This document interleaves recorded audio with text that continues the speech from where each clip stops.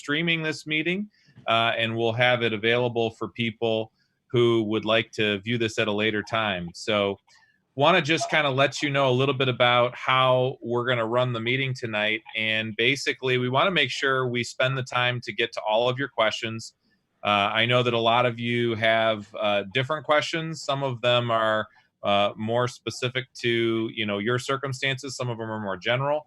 But we want to take the time to get to all your questions tonight. One of the things that we're going to do is just ask if you're interested in asking a question throughout the night. Go ahead and just in the chat, just type that you have a question. You don't need to type out the whole question. We're going to let everybody actually speak. And then you could also use the raise hand feature if that's something that you're a little more comfortable with. But here tonight, we have the privilege of having 3 of our principals from all different levels. We have Mrs. Corbett is with us tonight from the middle school.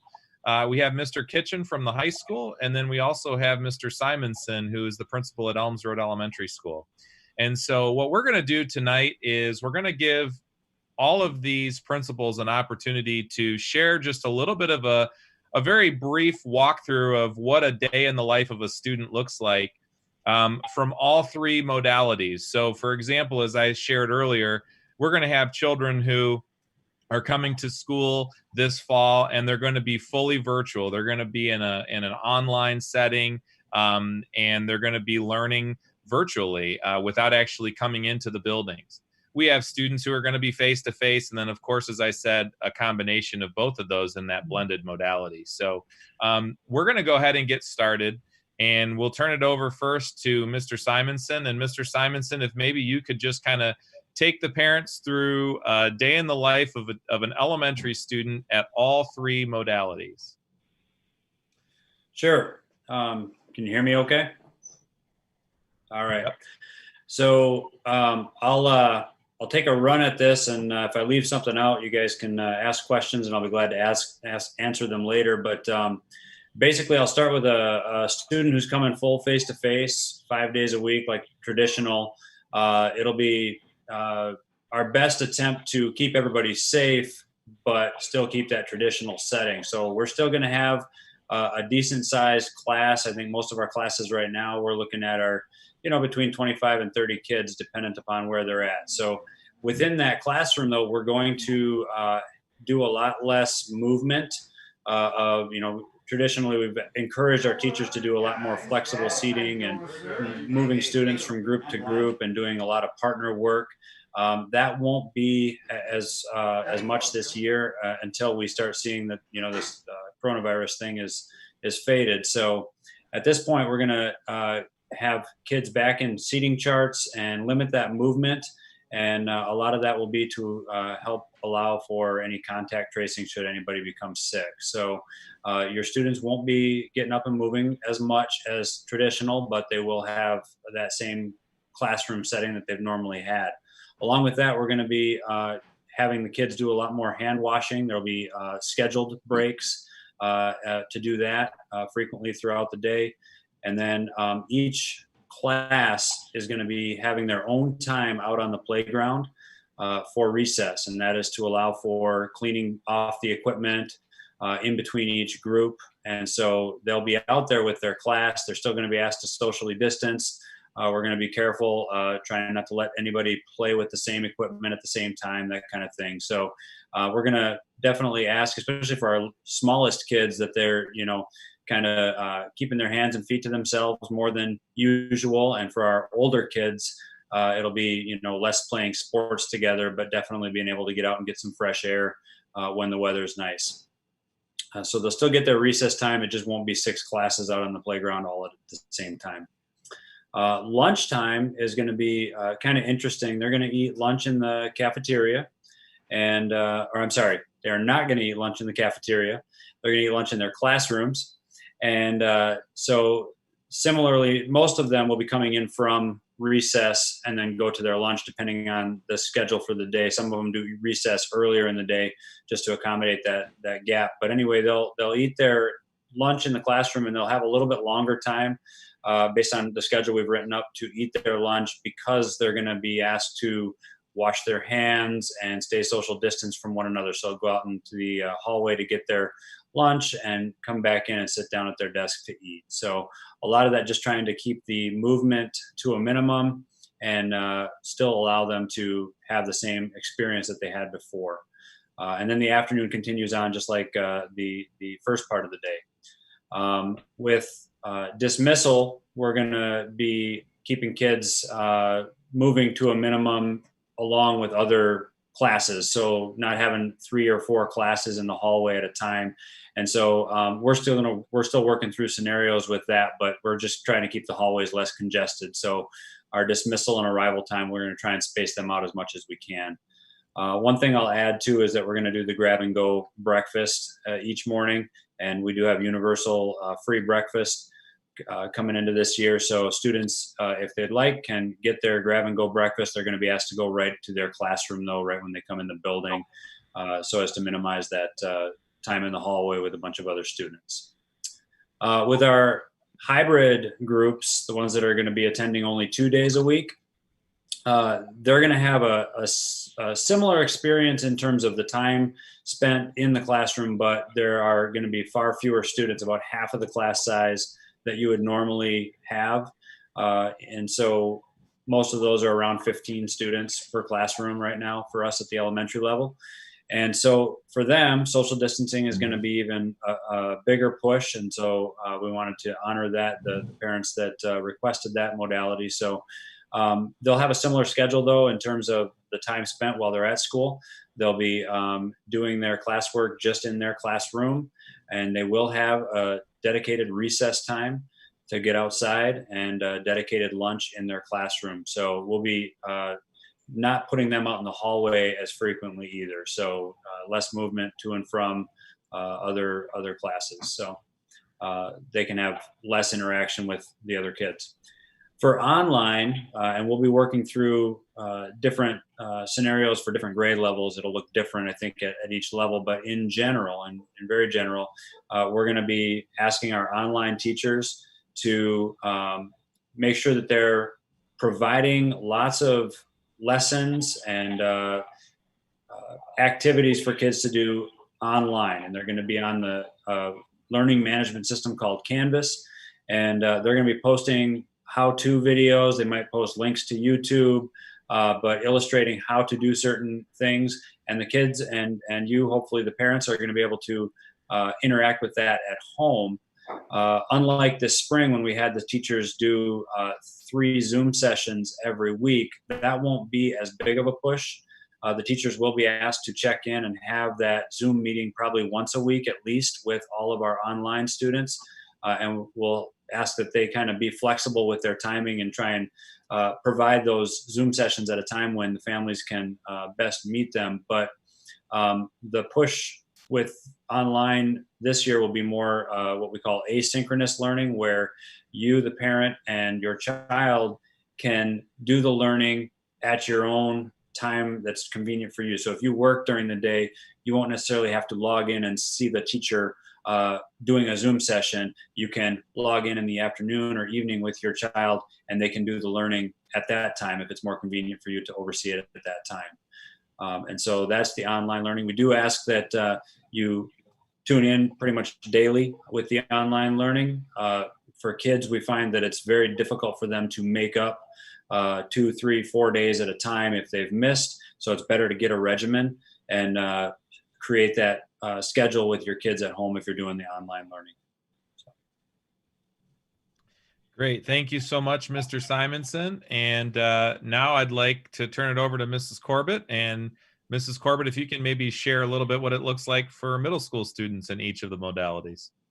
Sure. Much of what Mr. Simonson explained is also true of middle school and probably of high school too. Of course, safety is our first priority, regardless of the modality. And so I'll start with the face-to-face modality. Our students will come 5 days a week, and they can enter the building starting at 7:15. We have a grab-and-go breakfast set up for every student. So that's something, I know K-12 that's being provided this year. So every student will have that opportunity to get a grab-and-go breakfast. From there, they're going to be asked to go directly to their locker assigned hallway, because each face-to-face student will have their own locker. And then their first hour will start after that. We do have our building laid out by grade level for the most part, and so we're keeping students in cohorts to their grade level. So for example, our 6th grade students are mainly in the 400 hall, and our 7th grade students are mainly in the 100 hall. And there's a few exceptions where they have to go out to an elective here and there, but that will help us a lot to keep them in those cohorts together. Should a child become ill, we need to do any kind of contact tracing. For our lunch, the students will have a 30-minute lunch time, and they are divided into 2 different areas of the building, the cafeteria, and then when it's nice outside like today, we do have an outdoor area that we've done some cleaning up and have some tables out there, so the students can be spaced out for social distancing for their lunch. They can bring a lunch from home, or they can get the school lunch as they always have.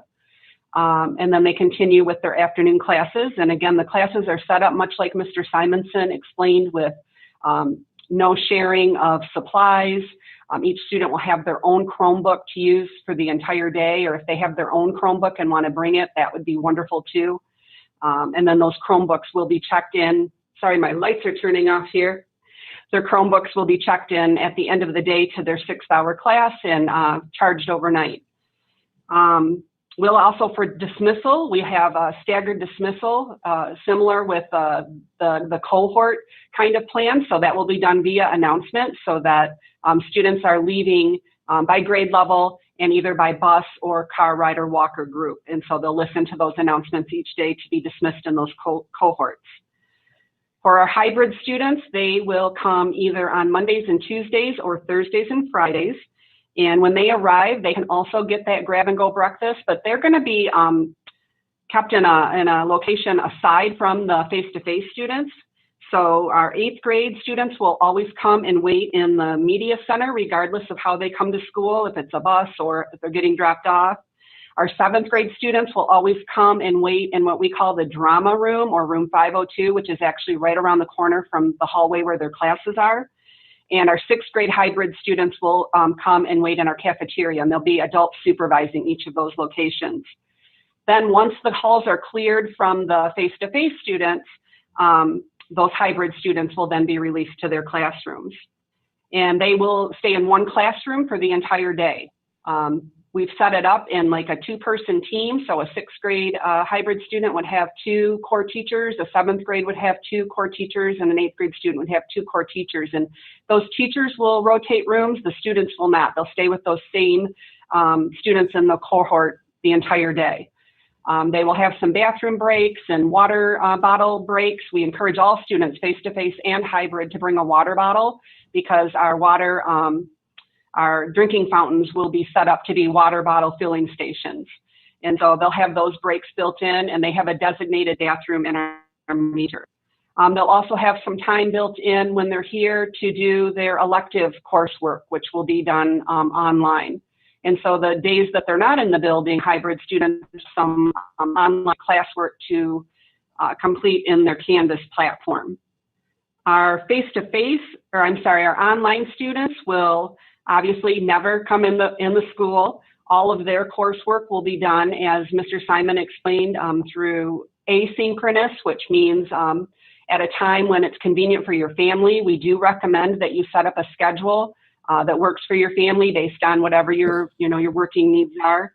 For the 6th through 8th grade students, you should plan on anywhere about 12 to 15 hours that they're spending through the week completing their coursework. Their teachers will be what we call synchronous, or connecting with them virtually at least once a week, sometimes more. And of course, those teachers will be reaching out once the students get their schedules and letting them know how to contact them and how they can be reached for support, if they need some one-on-one or small group support as well. And I think that's it. I did see a few questions pop up, and I don't know if I want to take those now or if we want to wait. No, we'll get to the questions in order as soon as we're done kind of walking through. And so, Mr. Kitchen, do you want to go ahead and grab high school? Yes. All right. Good evening, everyone. This is really exciting. I have to say, I know we're forced into this, but I think something great is going to come out of it, offering these modalities to all of our students. So what I'm going to do is give you an outline of the day, and then I'll kind of quickly share how the modalities fit into it. And if I get roboty, let me know and I can try a different connection.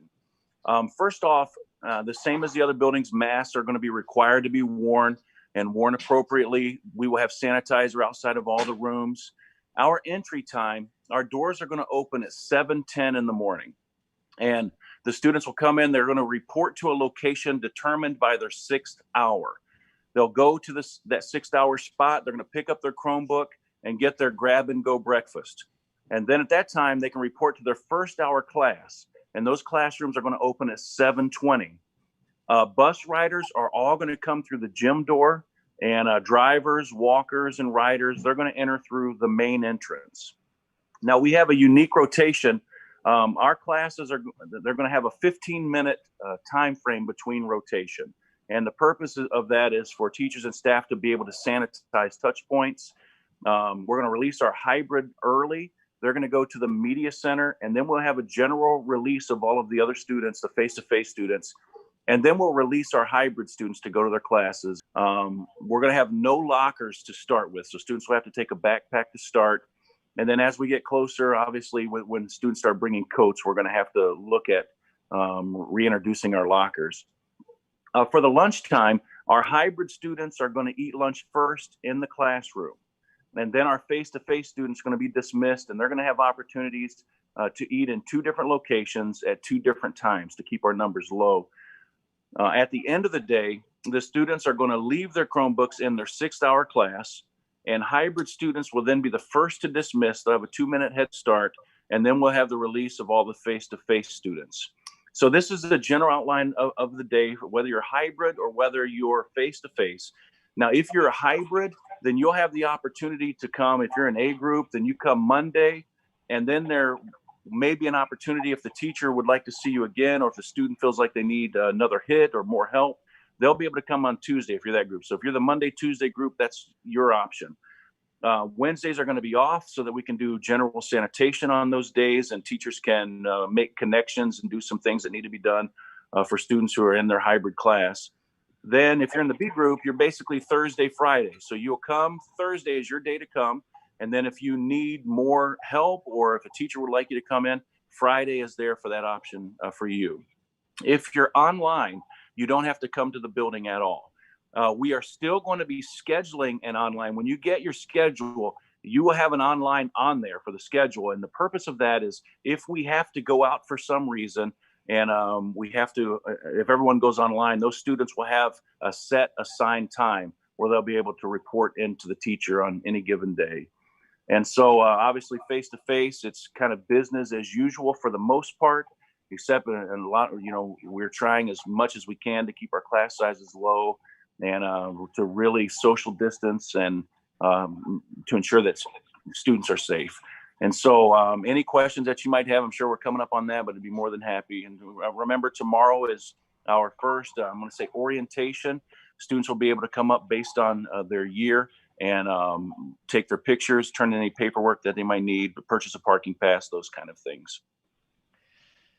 Great. Thank you so much, all of you. And we'll have an opportunity for you parents to be able to ask questions, and some of our principals will be taking those questions. One thing that I will just stress is you should have received a pretty good amount of communication last week from the building principals themselves, just laying out schedules and open houses and a lot of the different things that, we frequently get questions on. That information is out there.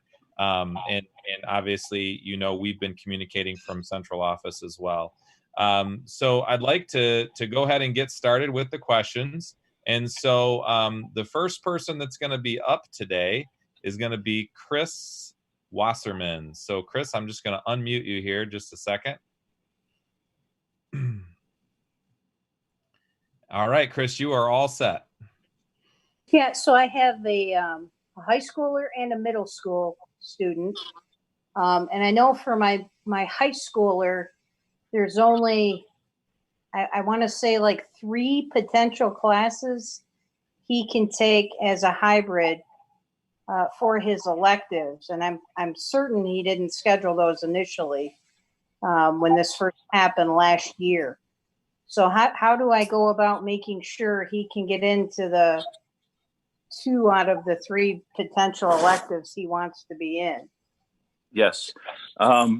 About 3 or 4 days ago, we opened up more classes for the hybrid purpose. So there are lots more options with electives. The counselors are currently creating those schedules. And so what they're going to do is, if they see that he only has his 3 main classes, they will be calling you and reaching out. And I would guess that would be tomorrow, because our schedules are all due to be completed by this Friday. If you'd like, you could give your counselor a call and kind of mention the same thing that you said to me, so that your child can choose some courses. But I know they're going to be reaching out to you. Okay, and then it's the same thing for my middle school student. Well, I think their electives are different. It's either band or art, so I think that's taken care of. Okay. Yeah, so our middle school counselors are also working on getting those schedules wrapped up and trying to give students, for the most part, they chose electives in the spring, those students who were enrolled here in Swartz Creek. And so you have an incoming 6th grader, I believe, right, Chris? Yes. Yeah, and so she filled that out. But if you have any questions, I do encourage you to reach out to her counselor, Mrs. Shreve, and she can talk you through that if there's something else she'd rather take that has a spot available. Okay, thank you. You're welcome. And one other thing, Chris, that is a little bit different at the high school as well. We do have a number of our high school students who they may be taking their core classes in a hybrid modality, but then they have, say, an online elective and maybe even a face-to-face elective. So there is the feasibility that there are many other choices available to them. Of course, if you wanted them to purely be in the hybrid modality, there are going to be fewer choices, but that's certainly a possibility as well. Okay. Thank you. You're welcome. Thank you. All right. Next up, we are going to have Lori McDonald. So Lori, you should be unmuted. Hi, thanks. I just wanted to ask for my senior daughter, is it possible to do hybrid and have co-op as well? Yes, it is. But you would want to make sure that have her reach out to the counselor just to make sure that the scheduling gets completed. That would be a hand schedule kind of thing. But yes, absolutely possible to do that. Okay, because I know she's been working closely with Mrs. Fitch the last few weeks. So I believe Mrs. Fitch has been communicating with the counselor as well as Taylor. So yeah, I would just call to make sure. Okay. Yeah, just to be sure, but it definitely is possible. Okay. All right. That's all I wanted. Thank you. All right. Thank you, Lori. All right. We are going to have, let's see, next up is going to be Rhonda. So Rhonda Stowers. And Rhonda, you're unmuted. And I have so many questions. I'm filling up the chat, I'm afraid. That's okay. I got to back up. So in an instance where school closes, either because of the weather or there's a water main break or something like that, what is that going to do across the modalities? Is school closed, or is it the people that attend in person are now going to go online that day, or how's that going to work? I love the question, and it's one that will actually I'll take a second and kind of explain a few things. So what we know about COVID is that it's changing, everything in life as we know it, at least for the short term. And so one of the things that we think is going to last for possibly indefinitely is this concept where before, when you'd have a snow day, or we've had boil water alerts, or maybe even a snow week if you had as bad a weather as we had a couple years ago.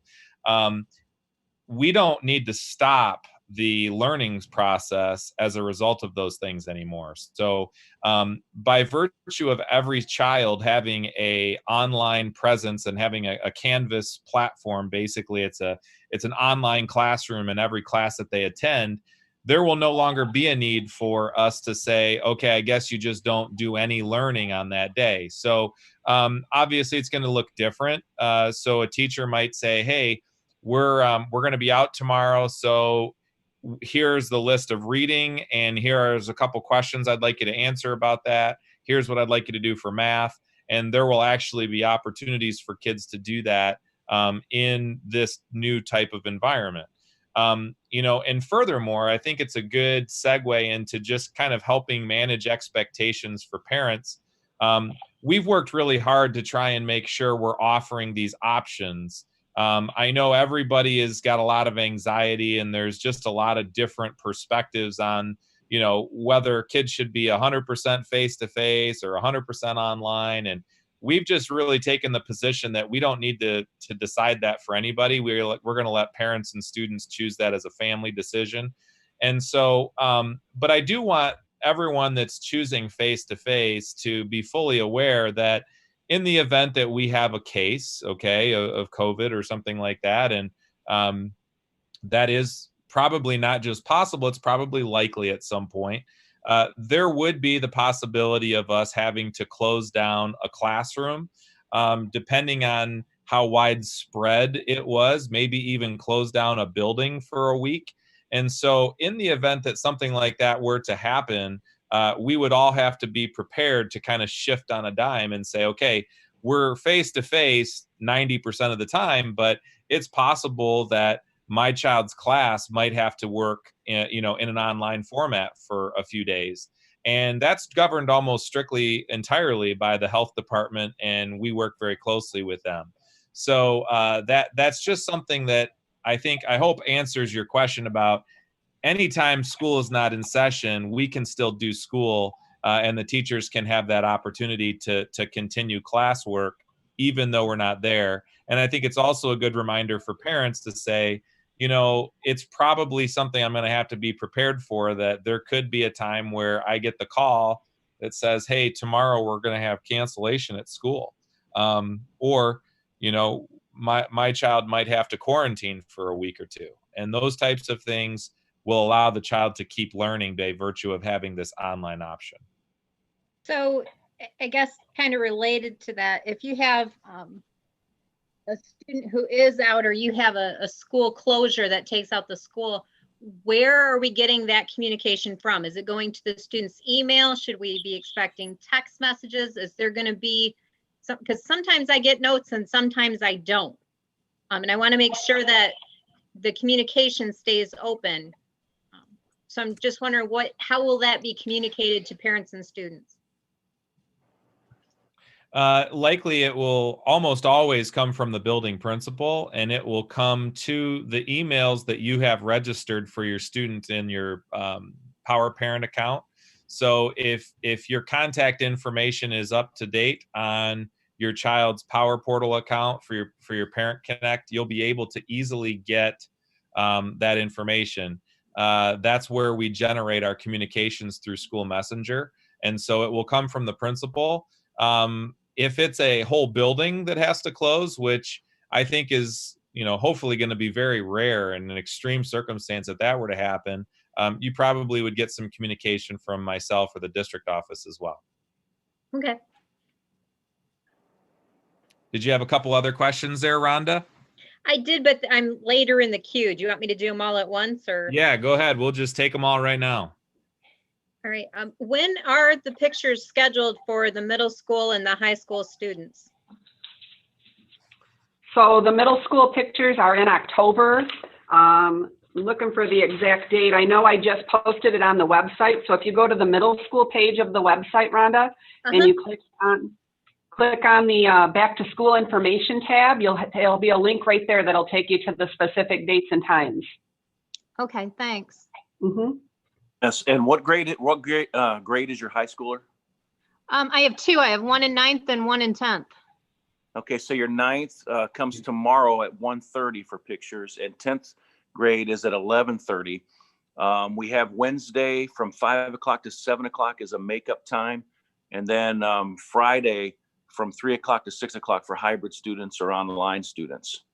Okay, wait, tomorrow 1:30 is my 9th grader? Yes. And if you would like to do both at one time, that would be fine too. But Okay. 1:30 is for freshmen, 11:30 a.m. in the morning, and that's for the sophomores. Okay, but I could bring both of them at the same time, you said. Yes, we can make that work. And then makeup is 5 to 7 on Wednesday? Yes. All right. Well, I'm glad I asked that question. I could chime in real quick for anybody listening. For elementary, we're all gonna be postponing the picture taking for the fall for elementary. We may do it late fall, but right now we're putting it on hold, just because picture day involves a lot of movement, and we're gonna kind of wait and see what happens. So don't be alarmed if you don't have a picture form coming home. We're just gonna hold on to that for a little bit. Okay, and then I'll ask 2 more quick questions and then I'll shut up and let other people talk. At one point, it was the plan to revisit the choices either at the end of the first marking period or the first semester, I'm not sure which, to make sure that the student was comfortable with the modality that they were working in and that it was successful for them. If our students are struggling with the modality, is that something we should take up with their counselor or the principal, or is that going to be revisited just en masse at some point? Yeah, that it's really going to be an individualized thing. So first of all, we're asking everybody to make at least a semester commitment. We're not going to do like a big mass enrollment again where we're saying, okay, now everybody pick learning modalities again. We're assuming that what you picked is what you want to stay with. And that likely won't be the case for all parents. And so you're going to want to reach out, say in, November or October or whenever that is, to say, hey, I think we're going to want to make a switch. Either A, we're feeling a little bit more comfortable now, we want to make a change, or this isn't working out. And certainly if there's something that's not working out, reach out right away to the counselors and we'll do our best to try and accommodate you. I think one of the things that's caused some frustration amongst parents is this concept of the fact that we've had to close our hybrid sections. What you have to understand when you're running a school district, we're essentially running 3 different schools, 3 different school systems in totally different modalities. And so the reason that most school districts are only offering 1 or 2 is because it's, quite frankly, really hard. And so what we're doing is no short of miraculous, quite frankly, and what our counselors and our teachers and our principals have put together.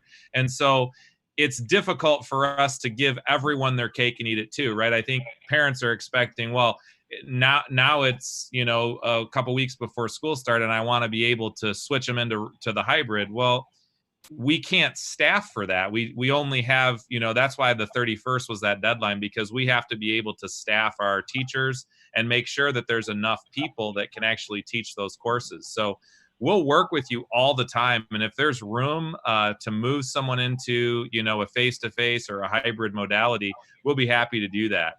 There's one area that we will have great flexibility, and that is if you were to move into the online setting. We've kind of stated we're going to try and make that as flexible as possible, as we know that there are circumstances, might be health concerns or others that pop up, and we'll want to make sure that's as easy as possible. So that's kind of the long answer to it's really going to be an individualized thing. And if something's not working out, you need to reach out right away to the building. But at the semester, obviously it's a lot easier for us to make those changes and staff differently. So if we know, okay, we got a lot of students that were online that want to come back face to face, we can make those adjustments with our teachers versus, just it being a constant movement back and forth. Okay. And then my last question, I missed a yearbook pickup last year. Am I still going to be able to pick up my my elementary school yearbook? Yes. The easiest thing to do would be to email Ben Gillette. I think she wants elementary school. Oh, I thought you said 9th grade. Nope, Moorish. Oh, easy. Yeah, they're going to be sending those probably to your child's school. So if they've moved on to the middle school, they can send it there. But my school was in the same boat. We didn't get ours delivered until after school was out. And so we did some pickups, but I know Moorish has theirs, and they're going to be delivering them to the students where they're at. And if not, they'll be reaching out to you or sending it through the mail once school starts. It's just not quite yet. Okay, thank you. Thank you, Rhonda. All right. Next up, we have Lori. Lori, you have your hand raised and you should be unmuted. So go ahead, Lori. Oh, maybe you didn't get unmuted. Hold on a second. Okay, you should be good to go. All right. I want to establish all of the thought that has gone into offering the different modalities. I know in talking to coworkers that we are pretty unique in having the options. Maybe the initial plan was to do full face-to-face, but having a kindergartner, I just kind of felt better doing a hybrid. Instead of doing 5 full face-to-face days, big jump from being out of preschool in March and not having anything. So I appreciate that option. I've got a specific question for our situation first, and then I have some more general ones. I've kind of had a few little communication tech issues that I've tried to communicate with. I had received a letter in the mail from Cindy that I needed to complete section C on e-collect. I completed it, and I emailed her to let her know that I completed. Like it was completed on my end. Just wanted to verify, and she emailed me back probably about a week later. This past week that said that it showed section C was pending, and I needed to accept. I went back to section C, and I don't see any option on there to accept. It looks like that's more on administration side, because that's like I think the residential verification or submission of address, those kind of things. And then she emailed me back and said that I should contact Mrs. Latavis. This was just today, that I should contact Mrs. Latavis with our modality choice. Well, that kind of made me panic right there, because I registered my daughter for kindergarten the end of May, early June. And I selected her modality along with the day of the week preference by that. So at point tonight, I'm going to bed kind of stressed out, and I want some communication in the next 24 to 48 hours confirming that everything is in line and in place, because I did my dates, I did the communication. So I do want some follow-up with that, and I did send some emails out. She wanted me to try to reach out to Mrs. Latavis. Well, when I called multiple times today, the phone message said connecting, and then it said going to voice message.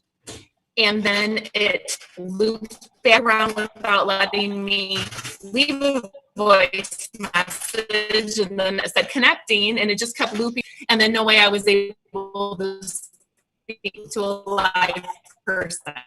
So that was, I think, a tech challenge, kind of a source of frustration. So that's just something maybe outside of here I can get some follow-up on. I don't know if that's a common problem that you have anybody having, but with school starting in 2 weeks, I obviously need to make sure that we've not fallen between the cracks.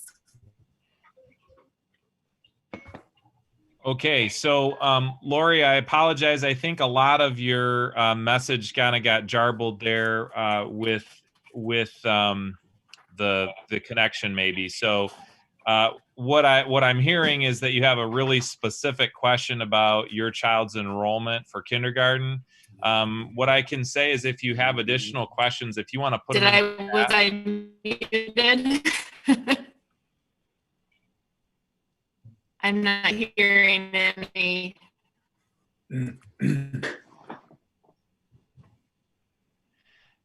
Yeah, so anyone hear me?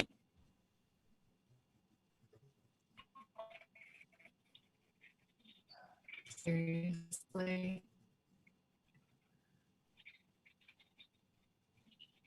okay, so Lori, I don't know if you can hear this, but you're coming through really jarbled. So Can anybody hear me? no. All right, so we'll encourage her to get back in and do some of those maybe in the chat. So Paris, you are going to be up next. Can you hear me? Yep, you're up. Hi. Some of my questions were already answered, so that's really great. I think my last question is just, how are we gonna keep these children's mental health healthy? I know we have to do what we have to do and keep them in a certain room and keep them in a certain part of the building, and I completely understand that. But I just want to know, with them being in a room and their movement is limited to, we know what that does to people's mental health, even adults. So I know you guys have incorporated mindfulness before. What are we going to do to keep their mental health, healthy? Maybe each of you principals could take an example of how we're going to incorporate movement. Sure. You're right. We have incorporated mindfulness. And in fact, we just, as principals, we met this morning and we were talking about this very topic. And so they'll, in addition to some of those mindfulness activities that they do at all levels, we also have movement breaks. I know the elementary use various online platforms to get the kids up and moving in their own space. We will encourage at the middle school, our hybrid students will be able to go outside just to stay with their same cohort for some movement breaks and to get some fresh air breaks. Okay. I know Mr. Simonson explained at the elementary level, they will have their own recess. Okay.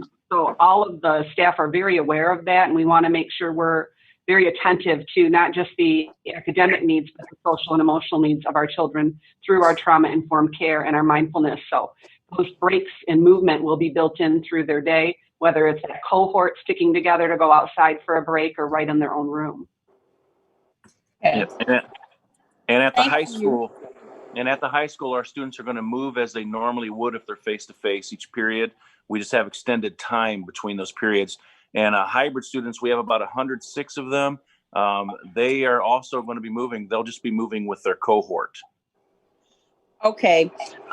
Thank you so much for that. And my last question is, I've seen the emails come out for middle schoolers pertaining to their student ID. Are they going to be assigned student IDs, or will the counselors be reaching out to us if we have a new middle school student? Because my son doesn't have one yet. And I know they said that we have to log into their student parent portal. Yeah, great question, Paris. So any questions related to logging into that portal, you can either call Barb Parker. She works in our student office, and her direct number is 591-1709, or you can shoot her an email at bparker@swcrk.org. And if you didn't get all that, just shoot me an email, and I can put it in the chat as well. Can you say her number one more time? Yes, 591 Yes. 1709. 1709. And her name is Barb Parker. Her name's Barb. She's the secretary, super nice lady. She'll get you hooked up. Okay, thank you so much. You are welcome. All right. Let's see. Next up, we have the Gardner family. So I don't know if we're talking to the whole Gardner family or just one of them, but You are unmuted. Hi, you're talking to several of us, but anyway. Question is specific to the high school students, so I'm thinking this needs to go to Mr. Kitchen. But is there anything additional to consider or any additional processes for high school students that have to leave and then return to and from campus throughout the day? So whether that's GCI, co-op, whatever reasons, that will be coming and going multiple times throughout a given day. Yes, so the only specifics that you would have is basically the entrance and exits that you come in. We are going to have a space for students to come in GCI. It affects like our second session GCI. And so there's going to be an opportunity for them to come in. They'll report to the media center until their next class starts. But pretty much they're on the same schedule, and it will really only affect their entrance and exit times.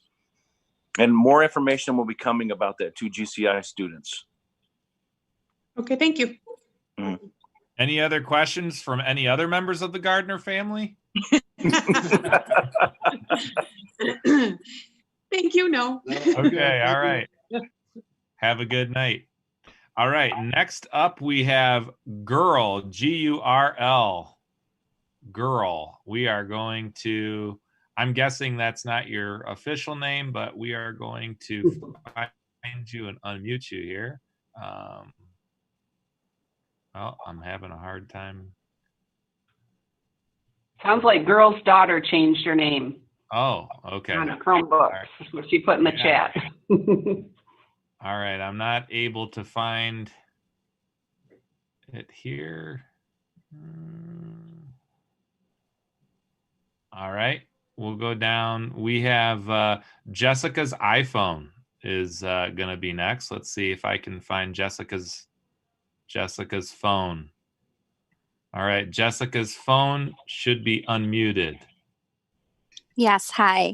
Can everyone hear me okay? Yep. Okay, wonderful.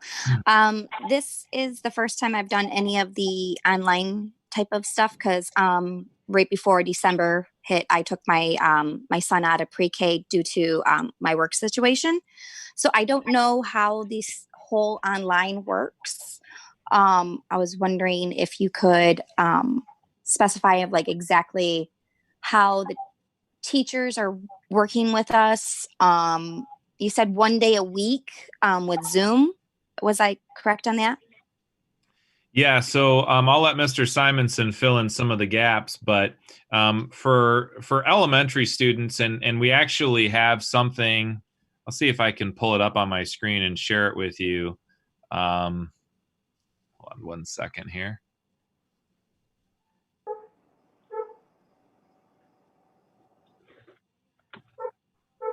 All righty. Okay. So this right here is on our website. But basically, this gives you some general information. It's on our website under learning modalities. But what you should be prepared for if you have a kindergarten student is, around 5 to 10 hours a week of commitment to actual work. That's the time that they're actually going to be engaged in working on things. So if you think about that, if you budget that out, that's up to 2 hours a day, and it's probably going to be more of a time commitment than that because by the time, you help them get, gathered up, most kindergartners are not going to sit for 2 hours straight at a screen. So there's a lot of parent, I would say, work that has to occur in that type of a setting. So the teachers are going to be very responsive. They're going to help. What we have said is that the majority of the learning is asynchronous. That means asynchronous means we're not saying from 8 o'clock in the morning till 2:30 in the afternoon, your child is sitting in front of their computer the whole time.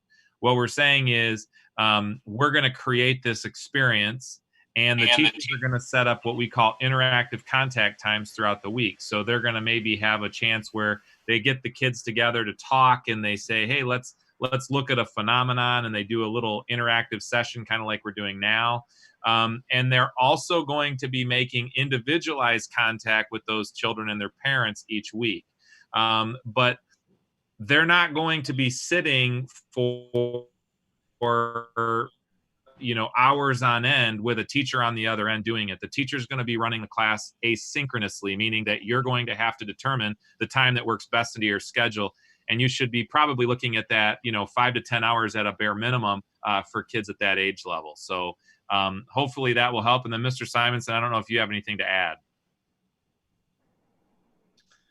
Well, I think it just absolutely depends on, as you look at that graph that you just showed, the timing, what age you're looking at. So the younger it is, and then what are you focusing on? So I know that there were somebody that was going to ask some questions about kindergarten, and I'll definitely take those questions too. But like a kindergarten or first grade student, obviously their focus is going to be on learning to read and learning number sense and stuff. And so once they've hit that threshold of 2 hours of online type work, they're probably fried for the day.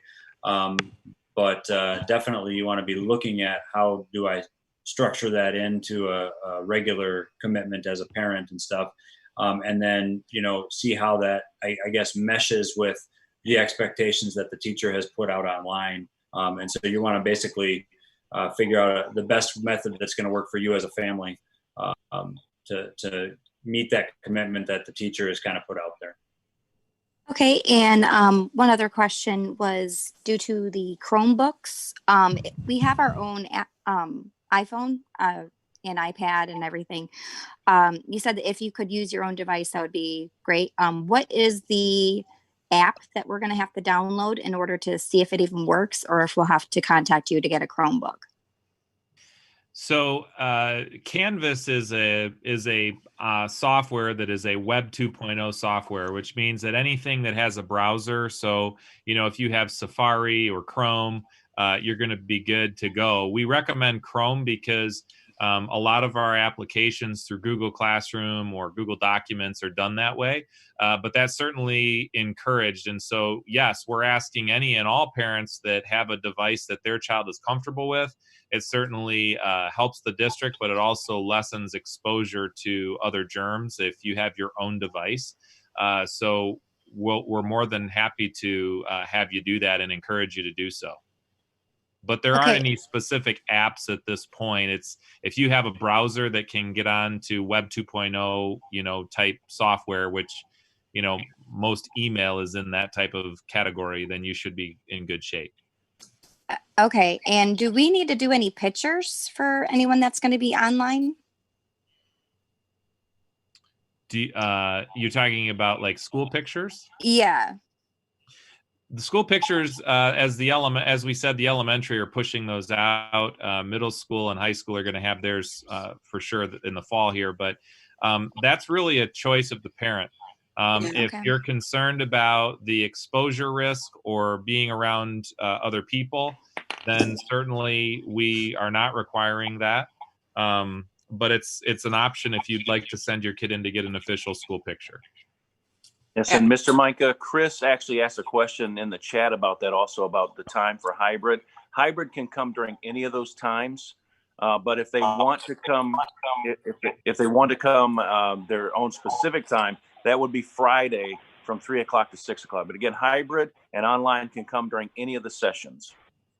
And for the middle school, our picture dates, I did pull them up. They're October 13th, 14th, and 15th, and it'll be one grade level at a time. And then we've included some evening times for our hybrid and online students. So if those families do want to participate in school pictures, there'll be smaller groups in the evenings on October 15th from 5 to 8 p.m. And then we have a makeup day, the 23rd from 5 to 8 p.m. So those children can have an opportunity to get their picture taken if the family would like them to. Regarding the mindfulness, you guys are going to incorporate that into the regular schools. Can you send those to the parents that are from at home so that at least they can still have the same type of experience? Good idea. I know at the elementary level, the online teachers will probably give you some of the links to some of the materials we use here. So I can't speak for the upper levels, but I know that at the elementary that they'll be sending some of those home. I mean, my child already does mindfulness, but I think that it's actually really effective and behavioral and everything. So, yeah. Thank you, Jessica. Thank you. All right. Next up, looks like there are two of them, but one of them's raising their hand. We're going to go to iPhone. iPhone, you are up. Hello. Hello. I have a few questions. So, is it correct that the class sizing will only be cut down for the hybrid students? It is largely correct that's a correct statement. So the best way that I could explain it is if you have let's just say you have 90 students, and of the 90 students you have a third of them that want to take a blended course, you have a third of them that want to take a face-to-face course, and you have a third of them that want to take a online course. I only have 3 teachers, right? So one teacher is going to teach the 30 kids in a face-to-face class. One teacher is going to teach the kids in a hybrid type of a setting. And one teacher is going to teach the 30 online students. And so there is likely going to be a slightly lower class size average this year just because of the way that we did things. But I don't want anyone to be under this misguided interpretation that we're somehow drastically lowering class sizes for all groups. And that's something we've been pretty consistently communicating from the beginning. So we are spreading the kids out into different modalities for sure. And as a result of that, some of our class size averages will be lower than normal. But certainly we already have a relatively low class size compared to other districts in the county, and so that will continue. But we're not, for example, we're not taking a class of what typically might be 30 students or 26 students in a class and saying, well, now we're only going to have 20 in there. That may be the case, but it's likely not. It's likely going to be more similar to what they've seen traditionally. Okay, and 2 more questions. One of my students' health condition changed. He was injured, and I initially signed up for him to do in person. Is there any way to change that? Absolutely. Yeah, absolutely. So if you reach out to your child's principal or to their counselor, we can absolutely make sure that there's an opportunity for them to go virtual if they need to. Okay, and the last question, far as the curriculum, or has anything been adjusted to the curriculum agenda period, far as to help the students for the lack of school they missed because of all of this, like to help some of the students feel to catch up, or certain ways, like will the tutoring still be available that they used to offer, I know, for the high school students, or is there any plans for like to help with from where they were cut off in, I believe, March? Yeah, so the answer to that is multiple answers. First of all, we're going to be not doing quite as much tutoring, although there will be some with our students. We have to really be careful and cut down on the visitors in our building, especially at the beginning of the year here, as we're still in phase 4. So that's going to be somewhat limited.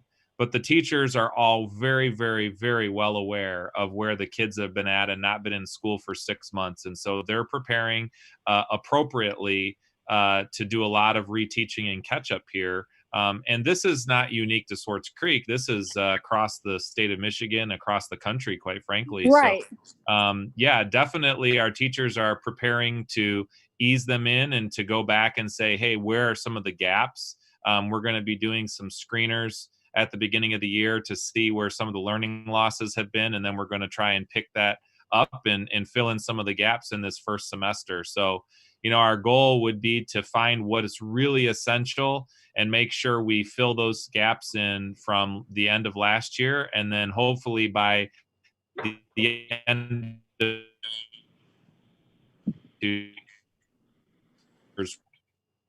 and that's certainly what we're setting out to do.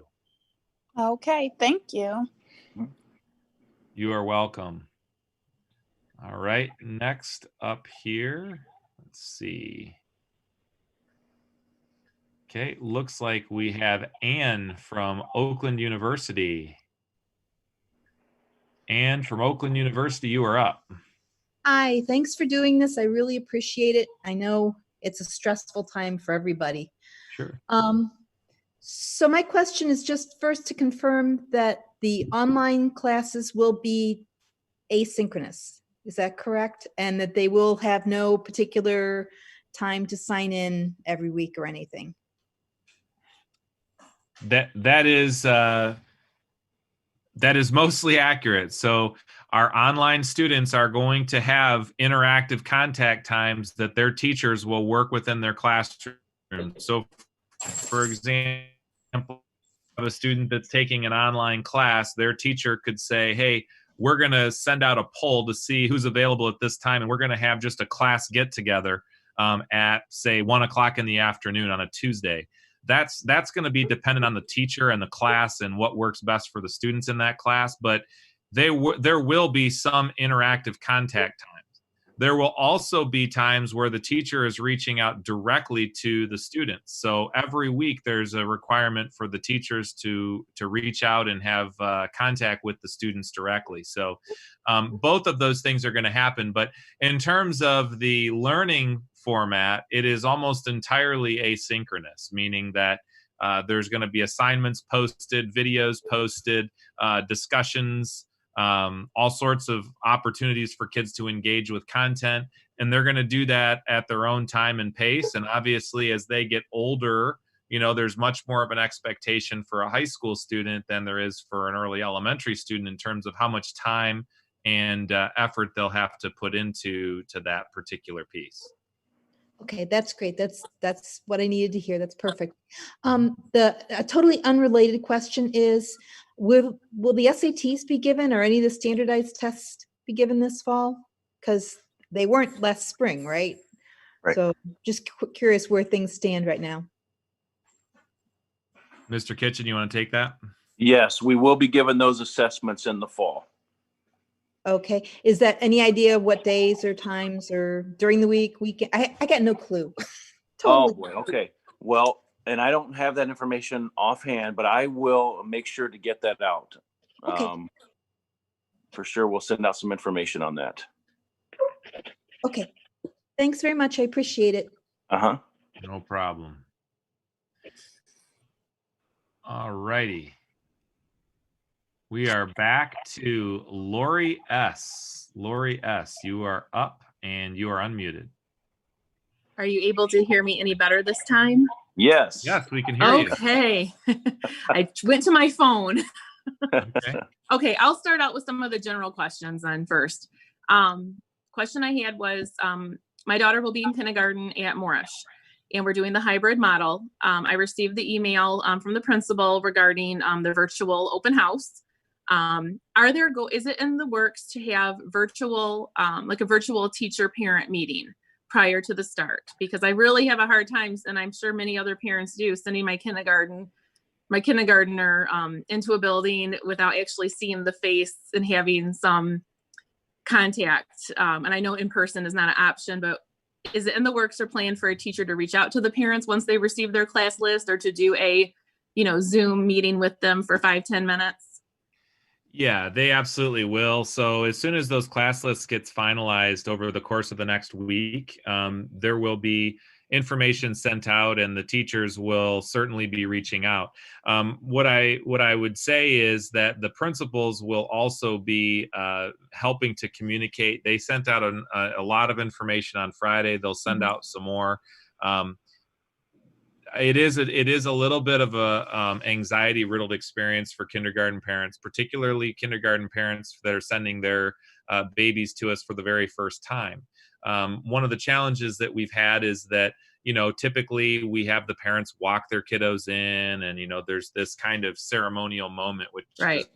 It's really awesome. And so we're trying our best to try and recreate that. It's just going to be outside where you'll be able to actually meet the teacher and have that type of experience. And in a hybrid setting, it will be very similar, and actually probably easier for you to facilitate that depending on which day of the week you're coming. So continue to work with the principal at the buildings. Our teachers are pretty good at communicating, and they're going to make sure that they reach out and just let your principal know, ask that of your principal, because Mrs. Lashbrook at Moorish will be able to help connect a lot of those dots.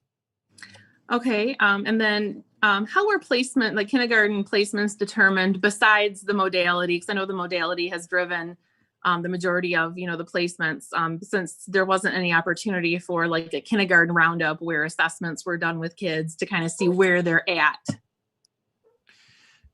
Yeah, I'll let Mr. Simonson take that question, but I will say that it's really only been in the past few years that we've even conducted these types of assessments prior to kids coming to school. So quite frankly, a lot of times in the past, we're looking at trying to, you know, make sure genders are fairly balanced. So you don't have one, you know, room full of boys or girls. You're trying to make sure that you have, you know, kind of a mixed gender classroom. You're also looking at trying to make sure that you have a classroom where, you know, in this particular case, the learning modalities is driving a lot of it. But up until the past few years, we haven't been doing these assessments quite as frequently. So, Mr. Simonson, I don't know if you want to try and tackle that question. Yeah, I guess I just agree with everything you just said. I know that there are some districts who do very extensive testing prior to putting kids into kindergartens, and they try and balance out, you know, skill levels. So they have X amount of kids who can already read going into kindergarten with X amount of kids who can't quite read. And so you got this balance across all your grade levels. That would have been, or across all your classes, that would have been particularly challenging this year because we don't know which kids were at which challenge level that chose which modality, you know. So this year of all years, it would have shuffled the whole deck anyway. But yeah, Mr. Micah, like he said, it's when we get kids into kindergarten, we're putting them in based on, you know, gender, trying to even that out a little bit so that the teachers are able to have an even set of kids. From there, it's the diagnostics that we do in the first couple weeks of school that help us get kids placed into appropriate learning levels and groups within that classroom and stuff to really help assist kids with the work that they need to do. And so the first couple weeks of school are actually the most telling in terms of getting kids into the correct groups. And then, Lori, I know you had some real specific questions. I can give you a phone number if you don't have it. If you call 591-2300, the person you were talking about emailing back and forth, that's Cindy. And she'll be able to make sure you have everything in place. It sounds like there's just just needing to get you guys connected. Okay. And then with the hybrid schedule for the online portion, initially at a previous, it looked like it was going to be 2 days face-to-face and then 2 days online, with Wednesday being like an off day. Is that still the plan, or is Wednesday now an online day? Wednesday is a day there's no face-to-face for either group. So if you think about a classroom of 26 students, they're split in half. So 13 come Monday, Tuesday, 13 come Thursday, Friday. Wednesday is always off. And yes, there will be things posted. So you have to think of it in terms of there are going to be a week-long lesson plan. They're going to be engaging with that lesson plan Monday through Friday. But if you're coming Monday and Tuesday, you have the advantage of having a teacher there. If you're coming Thursday and Friday, you have the advantage of having a teacher there. But you're still engaging in the work through the online platform. So yes, there will be work that can be done on Wednesday, but there's not necessarily going to be required meetings during that time or anything like that. Okay, and then just any idea in terms of like the hours for the online days in terms of the activities and learning modules that will be there for like at the kindergarten, age level? Like how long would you estimate they will be averaging out those 3 days that they're at home at the computer?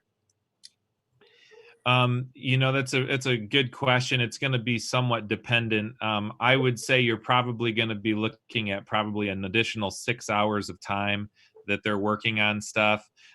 You're probably going to see that the times are going to be very similar to the online because it's run in a similar fashion. It's just they have that interactive face-to-face contact where their teacher can help walk them through some of those things. So in terms of the time commitment, I would say there's going to be a little bit less because the teachers are going to be with them on those 2 days. But the teachers with them on those 2 days are really about helping to reteach, address misconceptions, clarify things.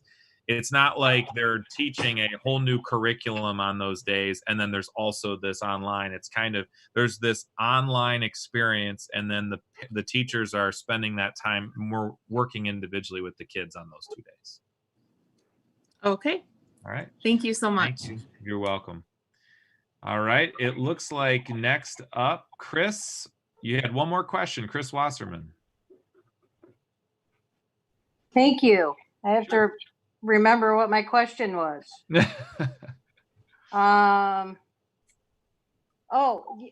Can you describe what a day will be like for the high school 1-day student?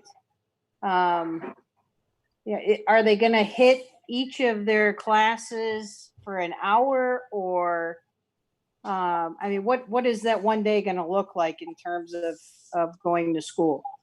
Yes, they will hit each of their classes for the hour. And Okay.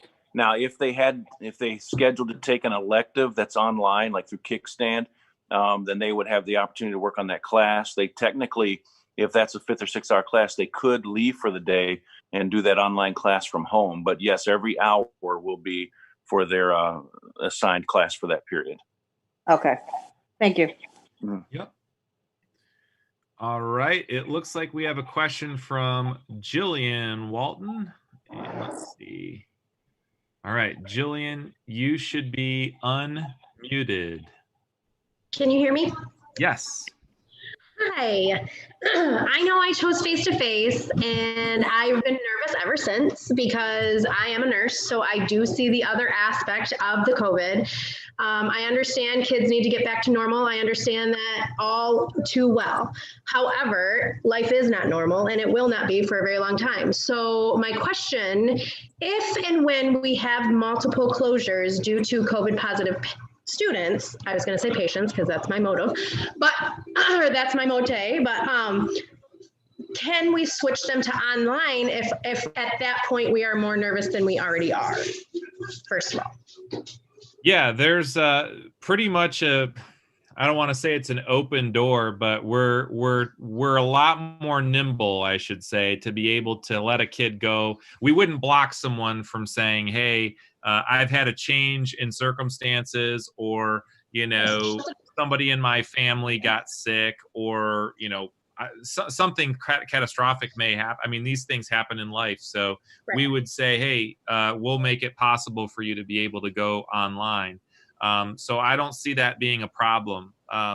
There will, though, be the situation as you just described where, okay, so your class is closed for 2 weeks, and it's going to be, we're going to be required to do that in this particular case. So everybody's still going to be learning, though. We've got, lessons that are given. We have the teacher's going to just shift to that modality for that class.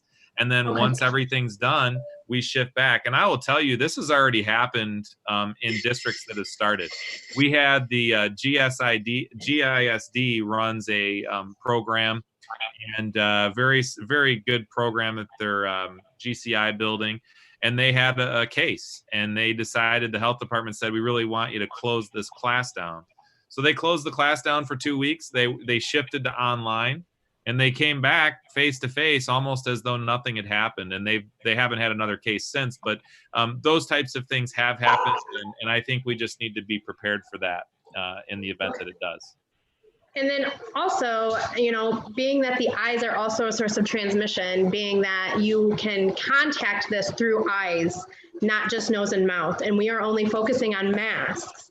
And social distancing is also a well-known factor on preventing, not saying that it's going to stop or mitigate or any of those things, but to help stop the spread of transmission. 30 plus kids per classroom, I understand I, again, have that choice to take them online, but that does not seem safe to me. I don't understand how that can be safe.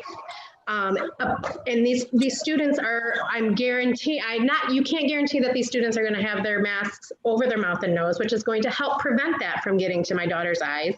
And luckily, my daughters wear glasses, so that even better yet helps protect my daughters in that case.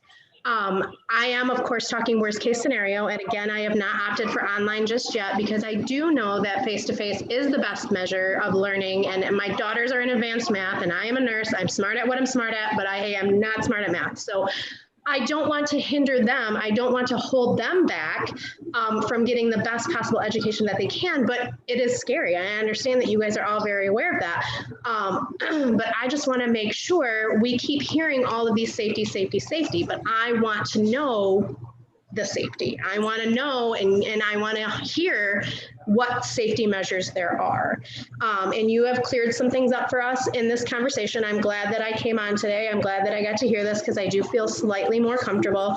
But again, we don't know what the risk is for children. Everybody you talk to, medical professionals, educated people, kids are going to be fine. Kids are going to be fine. Okay, but I'm not comfortable sending my kid into an atmosphere that could cause their death. And essentially, that's what COVID could do. And it scares me. So I want to ensure that if and when, because I've heard also that if a kid tests positive for COVID, the 15 kids surrounding that kid are going to be sent home to quarantine, not the whole class. Well, if I opt to have my kid stay home, if that kid in my class or that kid in the classroom tests positive, is my daughter going to be disciplined because she's staying home because I feel that safety measure is in place? So yeah, so you obviously just brought up like a whole host of issues there, all right? And so I guess I could take it in a couple pieces. So first of all, I would say that everybody has their own tolerance level for what they're comfortable with. And, right. you know, obviously, I know that there are some people that come from families where there are compromised immune systems, and it doesn't really matter what safety features are in place. They're just not going to feel comfortable. And so they're opting for online, and that's totally fine. I think that there are others who, you know, will say, hey, I'm totally comfortable having my child butt in seat. I know the American Society of Pediatrics, they asked some of the top pediatricians in the country, and they all said, our kids are going face to face. Right. We're following, the governor's office put together a very comprehensive team to look at this from the medical community as well as from the education community. And their guidelines basically were that masks were the number one deterrent in terms of mitigating the droplets that would be expressed that could, you know, potentially get into someone's eyes, mouth, obviously, or other surfaces. We're going to be strictly enforcing those. We have deep sanitation procedures that we've outlined in all of our plans. We're going to be cohorting kids, but I will not ever say that we can 100% guarantee that there won't be a case, because I think that would be foolish. We know that COVID is here with us at this point. So again, it boils down to what your comfort level is. What I can tell you is that if you, for example, have a child in the class and somebody in that class comes down with a case or tests positive, or even has a family member that tests positive. I'm a nurse. We work very closely with the health department, and we go through a contact tracing protocol. So one of the things that's going to be a little different this year, in some classes have had this, there are going to be seating charts. So we're going to know, okay, this particular child sat here. This is where they went for lunch. This is where they sat at lunch. This is where they were at recess. And we actually go through an entire tracing protocol, and we try and find out who is within 6 feet or less of that child for 15 minutes or greater. And those are the ones that get the call from the health department or from the school that says, hey, unfortunately, you came into close contact. We need you to you know, stay home. The whole class is going to get a letter. It basically says, hey, just an FYI, somebody in your student's class, you know, tested positive.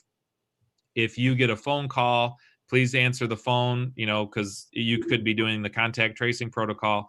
But let's just say you didn't get a call and you said, you know what, I got that letter. I'm keeping my kid home. It's totally fine. That's within your realm as a parent. We're a whole lot less worried, I think, now than ever before on the whole, you know, you must come to school. And, you know, I think when I was a kid, it was like, hey, unless you've got blood on your face, you're not going, you're going into the building, you know, and that's just not the way we're approaching that. And I think that's probably something that will permanently change. And I think it's a good change. So, you know, that's totally your prerogative. Okay. Because I just don't want them to be disciplined. And again, I don't want their learning to be hindered with the constant interruption either. So now, is this something that we're going to do? Now, what happens if, let's say, Michigan has just totally overcome COVID and everybody's going to go face to face? Are we doing this whole year, having the 3 modalities? Or at any given time, can it switch one way to the other, either all online or either all school? You know what I mean? Yeah. So if the governor puts us into phase 3, so right now we're in phase 4 of the Michigan Safe Start plan. If we go to phase 3, we will be entirely virtual, and the governor will make that decision based on, you know, infection rates, hospitalizations, death rates. There's a lot of factors that she looks at. Right now, our state is looking really good in terms of the numbers. So I don't see that happening right now. I certainly don't see that happening before school starts. It's possible that, though, at some point during the year, she could move us to phase 3. And if that happens, we'll have to be prepared to go fully virtual. In the event that we get pushed to phase 5, right, which is basically, hey, we're kind of seeing that things are good, that will enact a totally different experience. But we are planning on keeping the modalities consistent through the year. So if you're enjoying the blended, if you're enjoying the online, if you're enjoying the face-to-face, you'll have that opportunity through the year. And then what's going to happen is we're going to do a real, I guess, recount, and we're going to talk with our parents, and we're going to say, okay, parents, did you like this? Do you want us to, you know, continue to offer these things? And, you know, we're here to serve our community. So that's what we're going to do. So if that means that we offer these 3 modalities kind of as a norm now, I don't see why we're not going to be prepared to do it. We're only going to get better at it, you know. Right. Well, and I was under the impression that just the middle school was like high school in the sense that the hybrid modality, it was you go a day and then it was teacher preference on whether you come back the next day or not. And so to me, I didn't feel like that. I'm like, what's the point of sending them? Because my daughters are smart. And so I had anticipated that the teachers might not want them or might not need them to come back the next day. So essentially they'd be 4 days online, 1 day face to face. So I didn't realize that the middle school was more strict, 2 days on, 3 days off.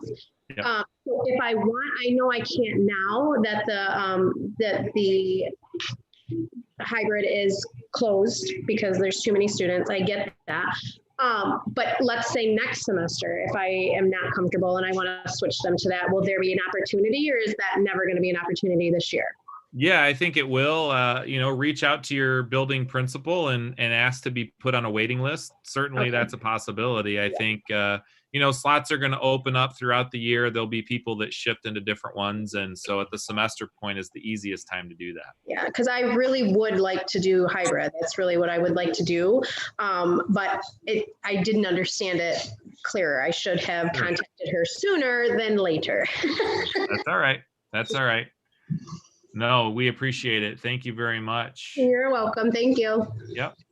All right. So looks like we have one more question, and it's coming again from the Gardner family. So somebody else in the Gardner family had a question.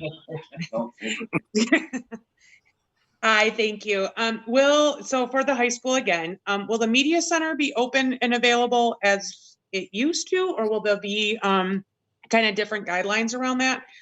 Question specifically for an open hour where they don't otherwise have a scheduled class, or before and after school as options to either retake, retest, take a test early.